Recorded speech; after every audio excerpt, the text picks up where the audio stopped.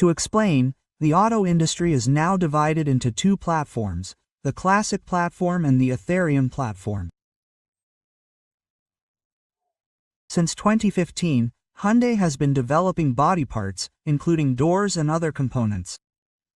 Furthermore, when developing headlamps, the company has stated that it will only accept electrical components developed using the classic platform. Recently, up to 40% of its production is being done using the Ethereum classic platform.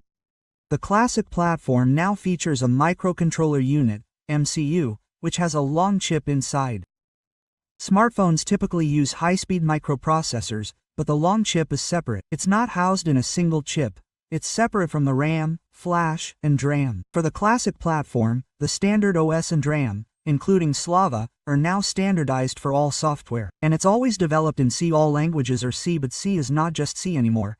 It's made using Mass C, and in the case of classic platforms, only the documentation is released. So, in the case of classic platforms, the documentation is over 20,000 pages, so it takes a long time to look at it. In my case, I've been a Taoist since 2008, so it's been about 15 years now. And in the case of the Crash platform, the OSAC OS and the GNA AUTOSAR OS use a real-time OS, so real-time is guaranteed. What real-time means is that 1 meter second is usually soft real-time, and soft real-time is able to control functions in units of 1 meter, 3, and in the case of hard real-time, it means that precise control is now possible in units of 100 meter seconds. Normally, to control a motor in a gasoline car, 100 meter seconds control is required. In that case, it is possible to precisely remove it by using AUTOSAR on the flash frame. That is why it is cool. And in the case of Ulti-Playform, it uses a high-performance CPU 64 CPU and the same semiconductor as a smartphone. So, it uses Qualcomm's Snapdragon, Nvidia's chip, or other secrets. And the biggest difference is that if you only do this, if you develop an issue that is actually applied to the EasyAuto platform, it is not only the platform that is included, but also the CAN processing and the OS itself that is based on the EasyAuto OS, which has a slow boot time. So, in order to process the time and CAN communication, the classic platform is also included in the issue that is actually applied to the EasyAuto platform. That is why the EasyAuto platform only supports these, and the OS is not standard. That is why the OS is used as the POSIX OS. The representative POSIX OS is GES, or Kingston or X can also be used. The classic platform doesn't use open source, but the Ware platform requires open source, especially in the case of representative processes like AI. They are constantly changing. For the Ware platform, in addition to the specification document, we distribute the attendant platform demonstrator code to verify the standard. It's not distributed generally, but only to members of Autosafe. The attendant platform itself can't achieve a D rating. So, for products that consistently cause death on the top, we assign a D rating, and the hardware and software have to address these issues. Things like brakes and safety features are all D, so the classic platform can achieve up to S-grade D, but the Ware platform can't. Because of the citation system and the positioning system, it's impossible. So how do you achieve SLD? It's redundant. Redundancy means installing two identical hardware devices, so that if one device malfunctions, the other device can take over. Simply put, it's like having two mobile phones. If one of the devices goes down, the other device can still handle the call.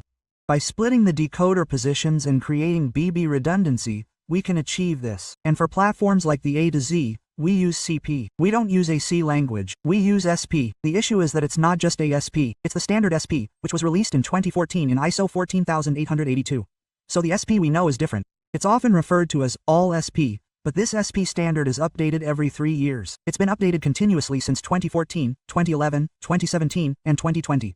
So, we need to study SP. For reference, the ISO 1482 document is 5,400 pages long. That's why I use C++. I only use the number of pages, and then based on OTL, in the case of the current Atari platform, since it is a standard that came out for this in-vehicle app, the actual platform is the library in ARMS. To put it simply, you can install the Atari platform on an Android phone. Why? Because this is not an OS, so if you copy and paste the library in CM file, the Android phone will also support the Atari platform. Therefore, this Atari platform is essential for software definition. That's why the Atari platform is used a lot when integrating functions. And now, the biggest difference between the classic platform and the Atari platform is that in the case of the classic platform, if the standard version is 4.3 during development, it will be mass-produced with the standard version 4.3 until the vehicle is scrapped. So, the version of the classic platform is fixed. In the case of a platform, for example, if a car is mass-produced with R21 and becomes obsolete, the standard version continues to be updated and distributed as OT until the used car market or a patch is released. Therefore, to put it simply, any platform development issue must continue to maintain the standard version. AI can be developed, and various open sources can be used. Cybersecurity kits must also be addressed. The most basic cybersecurity kit response involves the existence of the CIF API,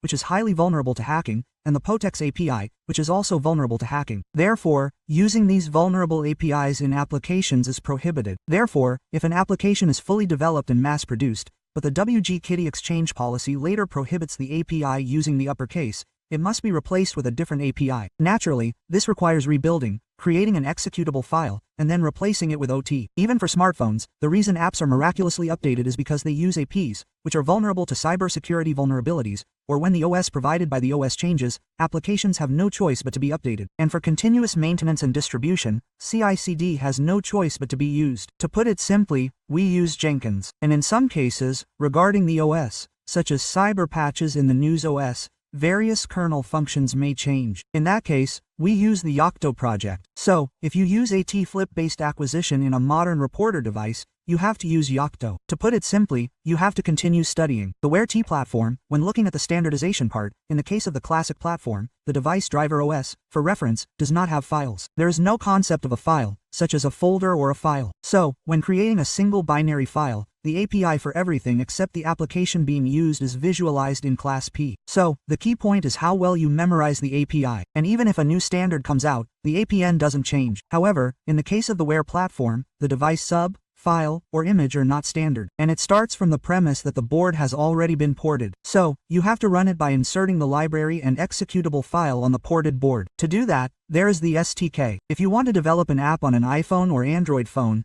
you install the STK and develop. Even if you want to code Java, you install the Java SK and develop. The SK concept exists, and the functions included in the SK are standardized as a diffusion cluster. And within the SK, specialized functions for automobiles are included as libraries. This is especially true for cases like AI, Python, TensorFlow, and even LOS weren't developed by Auto. SK can distribute them because they're included.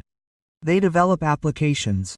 So, what's special about developing applications is that they can charge a development license. This means that, while typically developing on a classic platform involves purchasing tools from a tool vendor and completing the development, in the case of applications, third-party developers with excellent applications can charge a license fee for these applications under an issue-level license. Many automakers actually charge for this development. Automakers also develop their own applications. So, you can think of a platform as having separate software and hardware. For example, the TET platform first came out in March 2017.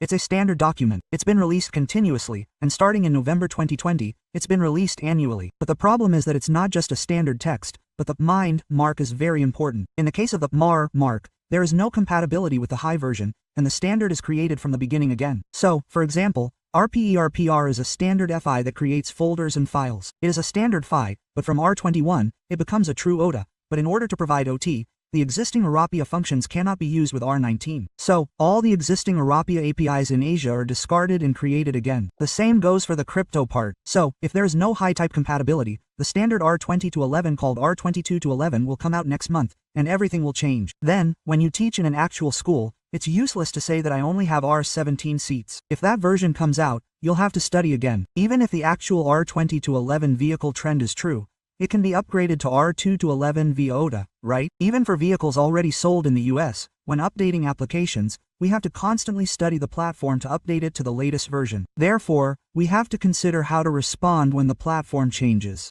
Various working groups are working on this standard, and certain standards are being deleted. There's a standard called RES, which was developed by Volkswagen, but it was ultimately deleted. The RES standard uses the HTTP protocol to communicate internally between the cloud and the vehicle.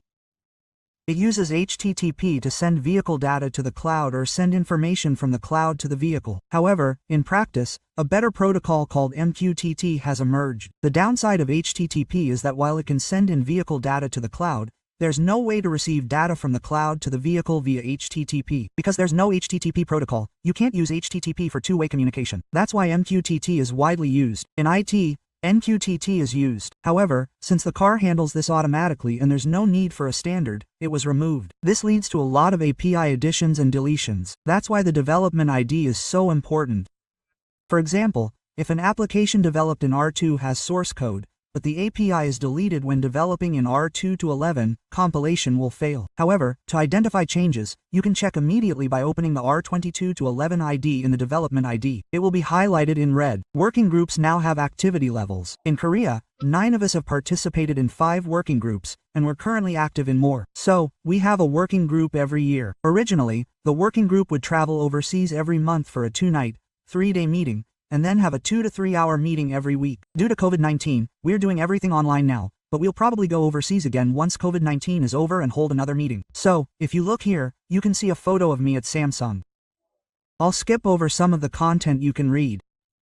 Next, the Auto Society is discussing the Rust language. Rust was originally supposed to be standardized in R22 to 11, but it's been changed to R23 to 11.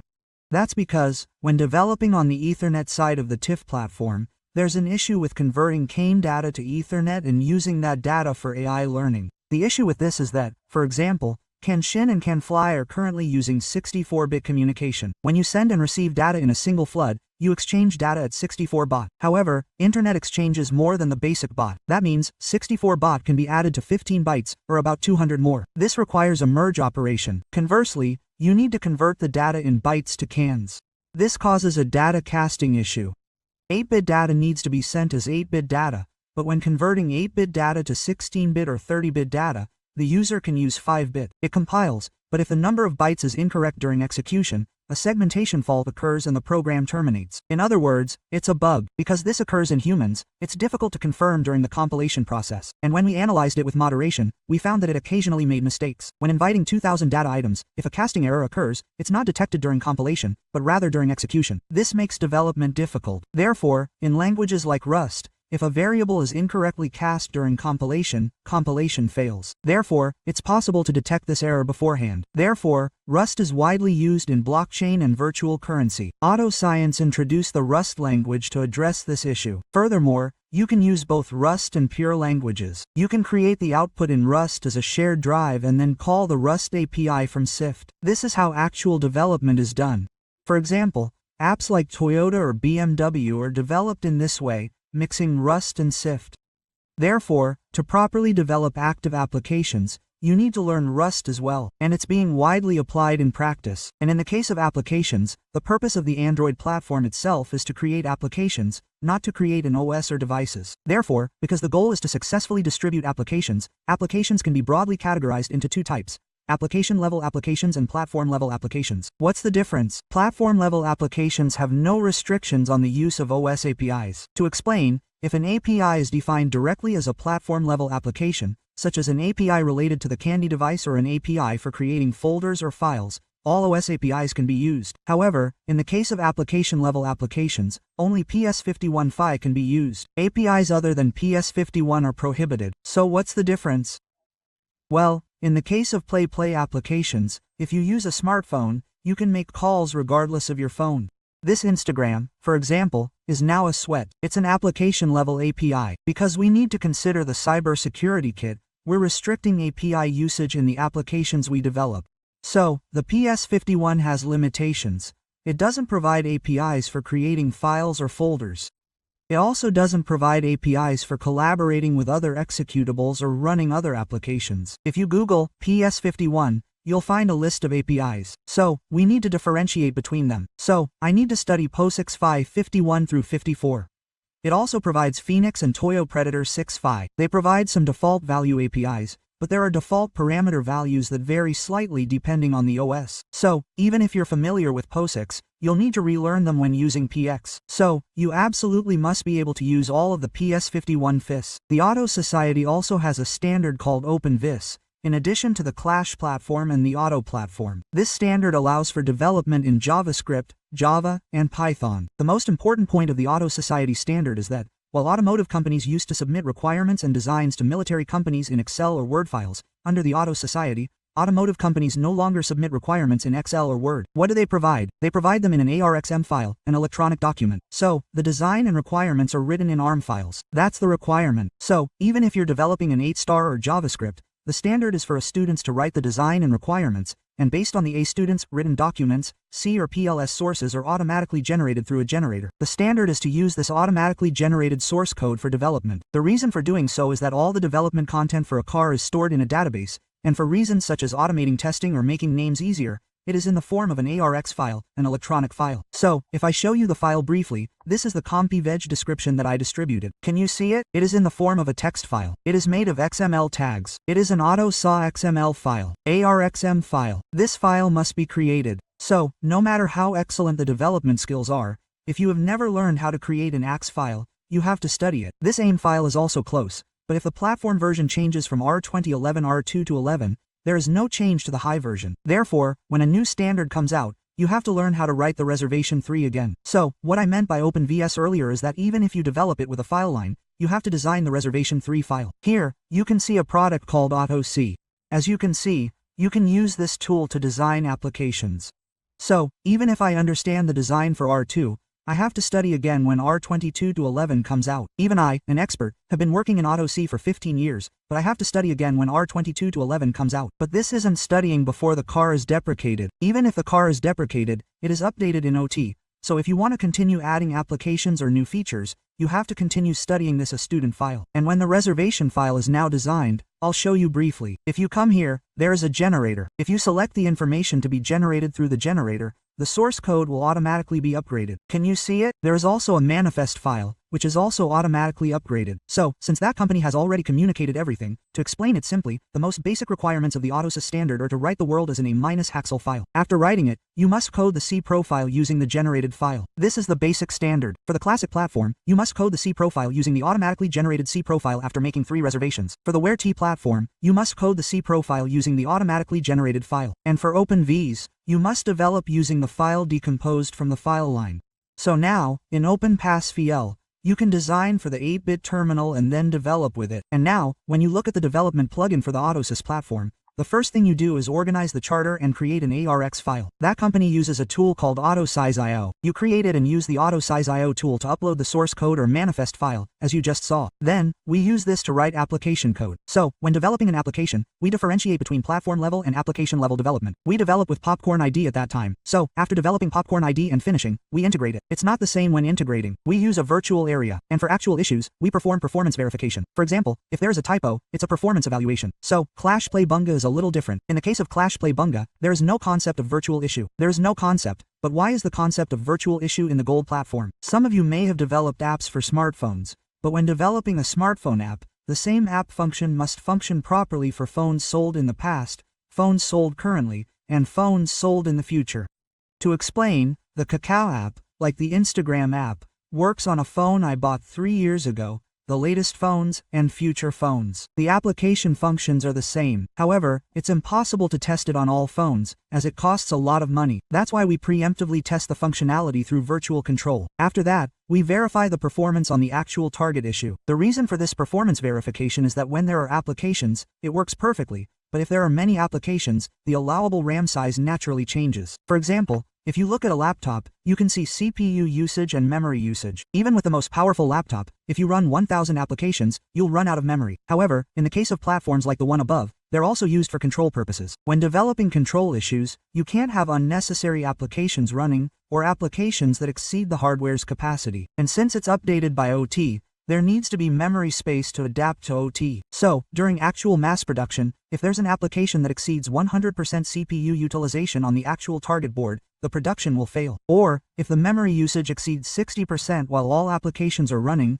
mass production will fail. So, since the actual target board has a fixed RAM size and CPU performance, testing must be done here. That's why we do performance verification. Once development is complete from the beginning, what do we do from then on? I do it automatically with my case CD. The reason automation is necessary is because the application will continue to be updated even after the release. Then, we need to build a Zinc seed so that it can be automatically distributed. And as you can see, the use of virtual issues is now mandatory in the AUTOSAR development flow. And even if development goes into mass production, the standard version can change in OT. What I mean is, because there's no high version compatibility, the standard API I was using could be deleted or changed. And that company's product provides you with an auto cyberspace development server, which is the Popcorn ID you'll actually use. The Popcorn ID includes SK here and Para here. What I mean is, if you look here, the TIV platform is distributed through SK. What I mean by distribution is that the actual application developer receives this STK and develops it. So, if you look at the Popcorn ID, you can see the actual STK. You use this to develop applications. You're not developing devices or operating systems. You're just developing applications. So, the Popcorn platform is a standard for developing applications only. So, in the Popcorn ID, Vehicle SK is the company's product brand, and the platform color is included in the SK folder. Also, the Popcorn ID includes a compiler.